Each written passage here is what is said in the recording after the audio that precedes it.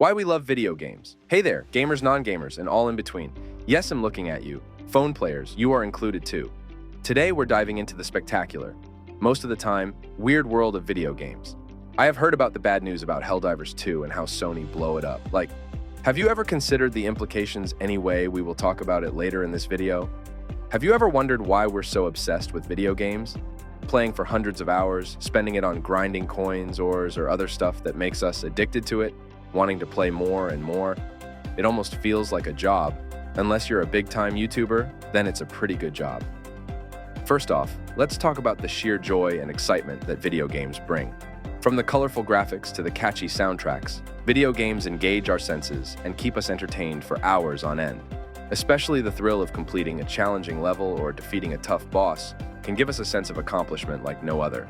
Say building your first house in Minecraft, or stomping on Goombas as Mario to vibe, Chicken Gods in God of War, both so far in concept, yet so close of a joy to us players. From the classic platforming of Mario and Sonic, to the intense battles in God of War and Devil May Cry, each game offers a unique experience that keep us players coming back for more games. Like Fortnite has revolutionized the gaming world with its Battle Royale gameplay, yet story mode games such as God of War still flourishing where it immerses us in a rich mythology and epic battles, making us feel like a powerful warrior on a quest for redemption with your boy. Assassin's Creed transports us to different time periods and locations, allowing us to become stealthy assassins, unraveling intriguing mysteries. And Uncharted takes us on thrilling treasure hunts and daring adventures, filled with cinematic moments that make us feel like we're in a big-budget action movie. But it's not just about fun and games. The video game industry is a powerhouse. From virtual economies worth millions to online communities shaping real-world interactions, video games have a bigger influence than we might think, making billions of dollars each year. From game developers to streamers, there's a whole economy built around our love for gaming. And let's not forget the social aspect of gaming. It has the power to bring people together, whether it's through online multiplayer games or local gaming events. It's a way to connect with others and build friendships no matter your age or gender.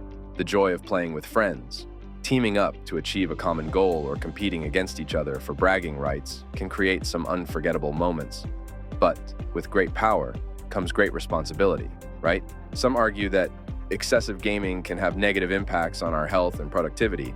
It's not that simple, actually. It's like saying too much eating is unhealthy, and therefore you should stop eating at all. It's stupid, isn't it?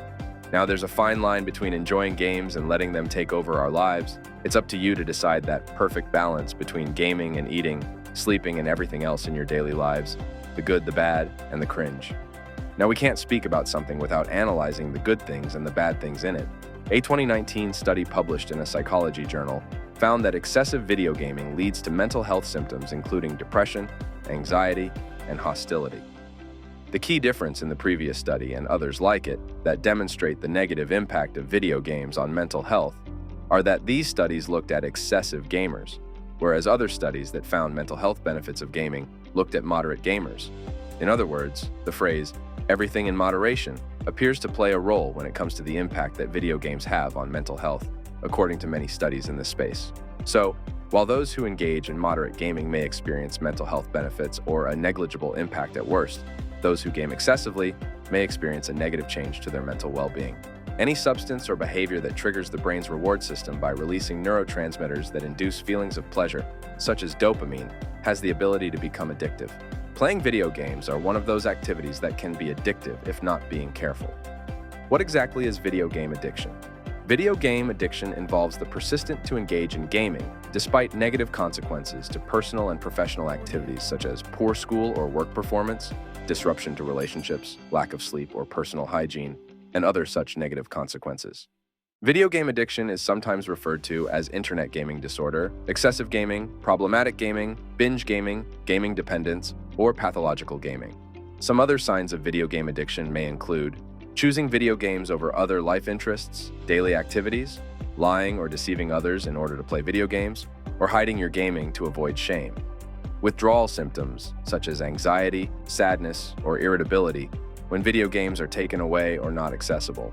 Greed, with the huge success of the gaming industry, companies started getting greedy, turning from making games for the players to making them for profit. Sony, for example, with its recent huge mistake of denying hundreds of thousands of players access to Helldivers, unless you have a PlayStation account. And the bigger problem for some gamers, that to make a PlayStation account, you need to own a PS console, which is blasphemy. If you ask anyone with more than one brain cell, when will it be for the gamers? When will they care for us? I believe that ship has sailed for most AAA game companies. But where they are continuously making bloated, over-designed games, there are lots of independent teams popping up and making games that is for gamers. And to end the day with a sweet taste, let's talk about nostalgia, that sweet feeling of nostalgia. Games like Mario and Sonic bring a sense of nostalgia and joy with their colorful characters, iconic one-liners and character designs. Crash Bandicoot takes us on a wild ride with its fast-paced action and quirky humor, keeping us entertained for hours. Mega Man with his iconic hand blaster, Pac-Man, or even Tetris. I can go forever on how much these games hold us all together, making us a huge family. The colorful characters, engaging storylines, and immersive gameplay make these games not just a form of entertainment, but a way to escape reality and enter a world of endless possibilities. So, next time you pick up that controller, remember that the world of video games is a fascinating and complex one, with both financial and social consequences in the real world. See you in the next video.